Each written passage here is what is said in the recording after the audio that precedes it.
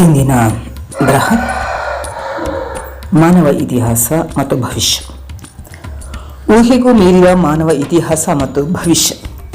ವರ್ತಮಾನದ ನಾವು ಅದೃಷ್ಟಶಾಲಿಗಳಲ್ಲವೇ?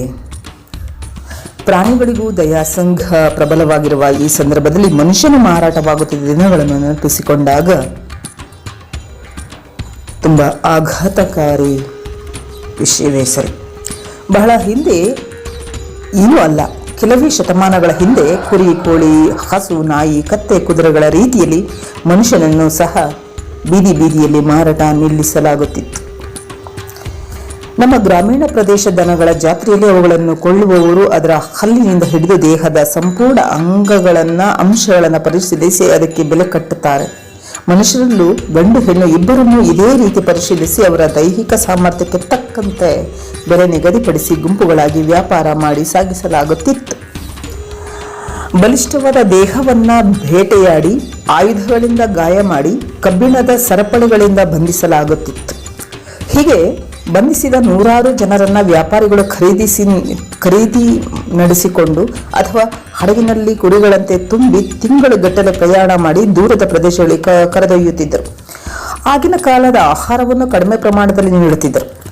ಆ ಗುಂಪಿನಲ್ಲಿ ಯಾರಾದರೂ ಅನಾರೋಗ್ಯದಿಂದ ಸಾವನ್ನಪ್ಪಿದರೆ ಸಮುದ್ರಕ್ಕೆ ಎಸೆಯುತ್ತಿದ್ದರು. ಅದು ಜಲಚರಗಳಿಗೆ ಆಹಾರವಾಗುತ್ತಿತ್ತು. ಇವರನ್ನು ಗುಲಾಮರೆಂದು ಕರೆಯಲಾಗುತ್ತಿತ್ತು. ವಿಶ್ವದ ಕೆಲವು ಕಡೆ ಈ ರೀತಿಯ ವ್ಯವಸ್ಥೆ ಇದ್ದರೂ ಅದರ ಅತ್ಯಂತ ಹೆಚ್ಚು ದಾರುಣ ಕಥೆಗಳು ಕಂಡುಬರುವುದು ಆಫ್ರಿಕಾ ಆದಿವಾಸಿಗಳಾದ ಕಪ್ಪು ಜನರಲ್ಲಿ. ಅವರನ್ನು ಮುಖ್ಯವಾಗಿ ಯುರೋಪ್ ಮತ್ತು ಅಮೆರಿಕಾಗೆ ರಫ್ತು ಮಾಡಲಾಗುತ್ತಿತ್ತು. ಯಾವ ಕಾನೂನು, ಮಾನವ ಹಕ್ಕು, ದಯಾ ಸಂಘಟನೆಗಳು ಆಗ ಇರಲಿಲ್ಲ. ಇದ್ದರೂ ಕೇಳುವರಾರು ಇರಲಿಲ್ಲ. ಗೆಳೆಯರೆ, ಅಭಿವ್ಯಕ್ತಿ ಸ್ವಾತಂತ್ರ್ಯ ಮೀರಿ ಸ್ವೇಚ್ಛ ಸಮಾಜದಲ್ಲಿ ವಾಸಿಸುತ್ತಿರುವ ನಾವು ಒಮ್ಮೆ ಇದನ್ನ ನೆನಪಿಸಿಕೊಳ್ಳೋಣ. ಮೈ ನಡುಗುತ್ತದೆ, ಮನಸ್ಸು ಕದಡುತ್ತದೆ, ಹೃದಯ ಕಲಕುತ್ತದೆ, ರೋಷ ಉಕ್ಕುತ್ತದೆ, ರಕ್ತ ಕುದಿಯುತ್ತದೆ. ಈಗ ಇದು ಇತಿಹಾಸವೆಂಬುದು ನಿಜ. ಆದರೆ ಈ ಇತಿಹಾಸದ ಘಟನೆ ನಮಗೆ ಪಾಠವಾಗಬೇಕಾದರೆ ನಮ್ಮಲ್ಲಿ ವಿನಯ, ಸಭ್ಯತೆ, ಮಮತೆ, ಕರುಣೆ ಹುಟ್ಟಿಸಬಾರದೆ? ಸಹಕಾರ, ಸಮನ್ವಯ, ಸಂಸ್ಕಾರ ಬೆಳೆಸಬಾರದೆ? ಬಹುತೇಕ ಎಲ್ಲ ಅನುಕೂಲಗಳು, ಪೊಲೀಸ್, ಕಾನೂನು, ನ್ಯಾಯಾಲಯ, ಮಾಧ್ಯಮ, ಪ್ರಜಾಪ್ರಭುತ್ವ ಎಲ್ಲವೂ ನಮಗಾಗಿ ಇರುವಾಗ ಕನಿಷ್ಠ ಉತ್ತಮ ನಾಗರಿಕವಾಗಿ ಬಾಳಬಾರದೆ? ಇಷ್ಟೊಂದು ಶಿಕ್ಷಣ, ಸಂಪರ್ಕ, ತಂತ್ರಜ್ಞಾನ, ಸೌಕರ್ಯಗಳು ಇದ್ರೂ ನಾವುಗಳು ಇನ್ನೂ ಕೆಲಸಕ್ಕೆ ಬಾರದ ಏನೇನೋ ವಿಷಯಗಳಿಗೆ ಅಸಹನೆ, ಅತೃಪ್ತಿ ವ್ಯಕ್ತಪಡಿಸುತ್ತಾ, ಒಬ್ಬರಿಗೊಬ್ಬರು ಅಸೂಯೆ ಪಡುತ್ತಾ, ಬೆನ್ನಿಗೆ ಹೃದಯಕ್ಕೆ ಚೂರಿ ಹಾಕುತ್ತಾ ಅನಾಗರಿಕರಂತೆ ಬದುಕುತ್ತಿದ್ದೇವೆ. ಇದು ಸರಿಯೇ?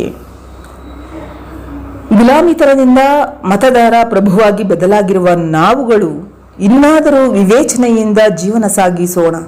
ದಯವಿಟ್ಟು ಇಂದಿನಿಂದಲೇ ಸಾಧ್ಯವಾದಷ್ಟು ಒಳ್ಳೆಯ ನಡೆಯ ನಾಗರಿಕರಾಗಿ ವರ್ತಿಸೋಣ.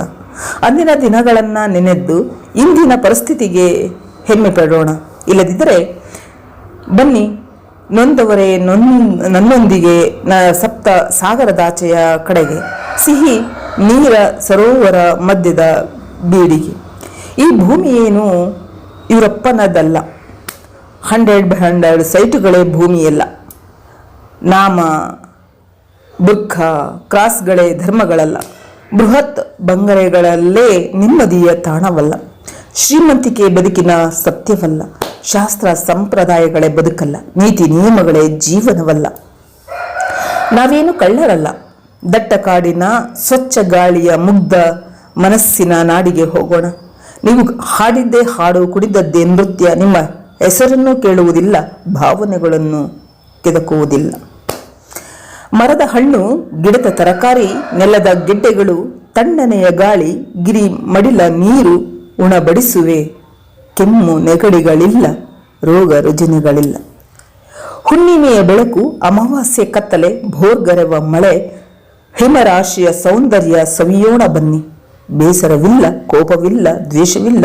ಪ್ರತಿಕ್ಷಣವೂ ಬದುಕಿನೊಂದಿಗೆ ಸರಸ ಸಲ್ಲಾಪವೇ ಎಲ್ಲ. ಕಿಡ್ನಿ ಕದಿಯುವವರಿಲ್ಲ, ಹಣ ದೋಚುವವರಿಲ್ಲ. ನಿನಗಷ್ಟೇ ಬೆಲೆ ಉಳಿದದ್ದು ಲೆಕ್ಕಕ್ಕೆ ಇಲ್ಲ. ಬಟ್ಟೆಯ ಹಂಗಿಲ್ಲ, ಅಶ್ಲೀಲತೆಯ ಸೋಂಕಿಲ್ಲ, ಬಹುಮಾನವೂ ಇಲ್ಲ, ಶಿಕ್ಷೆಯೂ ಇಲ್ಲ, ಕಪಟಿಗಳ ಉಪಟಳವೂ ಇಲ್ಲ.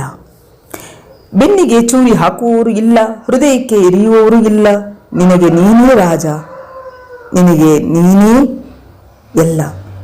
ಸಾಮ್ರಾಟ ನೀನೇ, ಚಕ್ರವರ್ತಿ ನೀನೇ, ನಿಮ್ಮ ಬದುಕು ನಿಮ್ಮ ಆಯ್ಕೆ. ನಾಗರಿಕವನ್ನು ತೊರೆದು ಬನ್ನಿ, ಅನಾಗರಿಕವನ್ನು ತೊರೆದು ಬನ್ನಿ. ಆತ್ಮವಂಚಕರನ್ನ ಬಿಟ್ಟು ಬನ್ನಿ, ಹೊಸ ನಾಗರಿಕ ಜಗತ್ತಿಗೆ ಕರೆದೊಯ್ಯುವೆ ಬನ್ನಿ. ನೊಂದವರಿಗೆ ನನ್ನೊಂದಿಗೆ ಸಮಸ್ತ ಸಾಗರದಾಚೆಗೆ ನಾಡಿಗೆ. ಪ್ರಬುದ್ಧ ಮನಸ್ಸು, ಪ್ರಬುದ್ಧ ಸಮಾಜ, ಜನರ ಜೀವನ ಮಟ್ಟ ಸುಧಾರಣೆಯ ಗುರಿಯೊಂದಿಗೆ ಮನಗಳಲ್ಲಿ ಮತಗಳಲ್ಲಿ ಪರಿವರ್ತನೆಗಳ ಅಂತರಂಗದ ಚಳುವಳಿ. ಬರಹ ವಿವೇಕಾನಂದ ಹೆಚ್ಚಿಗೆ ಪ್ರಸ್ತುತಪಡಿಸುವ